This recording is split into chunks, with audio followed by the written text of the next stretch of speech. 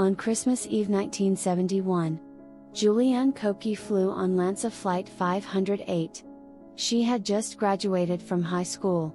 Her mother Maria had wanted to return to Panguana with her daughter on the 19th or 20th of December. But Juliane wished to attend her graduation ceremony on the 23rd. So Maria reluctantly agreed for them to stay longer, and instead, they scheduled a flight on Christmas Eve. All other flights were booked, aside from one, with Líneas Aéreas Nacionales S.A., LANSA. Her father, Hans Wilhelm, urged his wife to avoid journeying with the airline, which had a poor reputation. They booked the flight nonetheless. The aircraft was flying at about 21,000 feet above mean sea level, when it encountered an area of thunderstorms and severe turbulence. Some evidence showed the crew decided to continue the flight, despite the hazardous weather ahead, apparently because of pressure to meet the holiday schedule. The plane was struck by lightning and the structure began to disintegrate in mid-air, plummeting to the ground. Juliane found herself still strapped to her seat, falling 10,000 feet into the Peruvian rainforest. Experts credit the fact that she was harnessed into her plane seat during her descent for her survival. She did, however, break her collarbone, had a deep gash to her right arm, an eye injury, and a concussion. Despite this, she was able to trek through the dense Amazon jungle for 11 days. She spent most of her time making her way through the water. Her unlikely survival has been the subject of much speculation.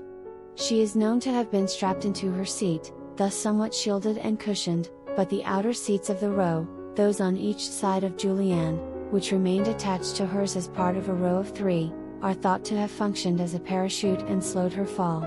The impact may have been lessened further by a thunderstorm updraft and the thick foliage at her landing site. As many as 14 other passengers were also later found to have survived the initial crash, including her mother, but died awaiting rescue.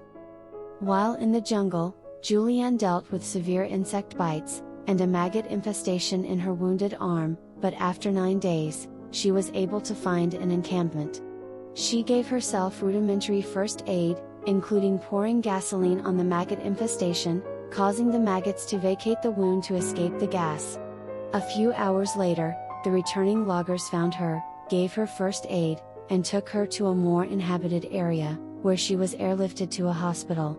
After recovering from her injuries, she assisted search parties in locating the crash site and recovering the bodies of victims. Juliane then moved to Germany, where she fully recovered from her injuries, studied biology at the University of Kiel, and married Erich Diller, an entomologist who specializes in parasitic wasps. On the night of March 24, 1944, 21-year-old Nicholas Alkemade was one of 7 crew members aboard the Avro Lancaster. Returning from a 300-bomber raid on Berlin, east of Schmallenberg, when they were attacked by a German Junkers night fighter. The plane caught fire and began to spiral out of control. Because his parachute had burned and was unserviceable, Nicholas jumped from the aircraft without it, preferring to die on impact, rather than burn to death. He fell 18,000 feet to the ground below. His fall was broken by pine trees and a soft snow cover on the ground. He was able to move his limbs, and suffered only a sprained leg. However, the other men were not so lucky. The Lancaster crashed, bursting into flames, killing pilot Jack Newman, and 3 other members of the crew. 2 others are presumed to have also survived, but there is no info on them. Nicholas was subsequently captured and interviewed by the Gestapo, who were initially suspicious of his claim to have fallen without a parachute. This was until the wreckage of the aircraft was examined, and his parachute was found as he had described it. The Germans gave Nicholas a certificate testifying to the fact. He was a celebrated prisoner of war, before being repatriated in May 1945. Alkemade worked in the chemical industry after the war. He appeared on the ITV series Just Amazing, a program where former motorcycle racer, Barry Sheen, interviewed people who had, through accident or design, achieved feats of daring and survival. Alkemade died on June 22, 1987, in Liskeard, Cornwall, aged 64. In January 2020, the 115th Squadron at RAF Wittering, voted to rename a building as the Alkemade Building, in honor of his achievements in the RAF, during World War II. Alan Eugene Magee was an American airman during World War II, who survived a 22,000-foot fall from his damaged B-17 Flying Fortress. He was featured in the 1981 Smithsonian Magazine as one of the 10 most amazing survival stories of World War II. Immediately after the Pearl Harbor attack, Magee joined the United States Army Air Forces and was assigned as a ball turret gunner on a B-17 bomber. On January 3, 1943, his Flying Fortress, nicknamed Snap, Crackle, Pop, and part of the 360th Bomb Squadron, was on a daylight bombing run over Saint-Nazaire, France. This was Magee's 7th mission. Magee left his ball turret when it became inoperative, after being damaged by German flak, and discovered his parachute had been torn and rendered useless. Another flak then hit, and blew off a section of the right wing, causing the aircraft to enter a deadly spin. Magee, in the process of moving from the bomb bay to the radio room, blacked out from lack of oxygen because of the high altitude, and was thrown clear of the aircraft. He fell over 4 miles, before crashing through the glass roof of the Saint-Nazaire railroad station. The glass roof shattered, mitigating the force of Magee's impact. Rescuers found him on the floor of the station. Magee was taken as a prisoner of war and given medical treatment by his captors. He had 28 shrapnel wounds in addition to his injuries from the fall, several broken bones, severe damage to his nose and eye, lung and kidney damage, and a nearly severed right arm. Magee was liberated in May 1945 and received the Air Medal for Meritorious Conduct and the Purple Heart. On January 3, 1993, the 50th anniversary of the attack, the people of Saint-Nazaire honored Magee and the crew of his bomber, by erecting a 6-foot-tall memorial to them. After the war, he earned his pilot's license and worked in the airline industry in a variety of roles. He retired in 1979, and moved to northern New Mexico. He passed in San Angelo, Texas, on December 20, 2003, from stroke and kidney failure, at the age of 84. Lieutenant Colonel Ivan Mikhailovich Chisov was a navigator on a Soviet Air Force bomber. In January 1942, German fighters attacked his bomber, forcing him to bail out.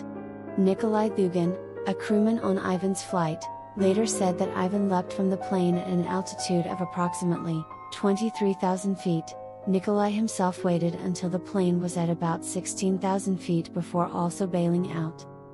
With the air battle still raging around him, Ivan intentionally did not open his parachute, since he feared that he would be an easy target for an angry German pilot while he was dangling from his parachute harness.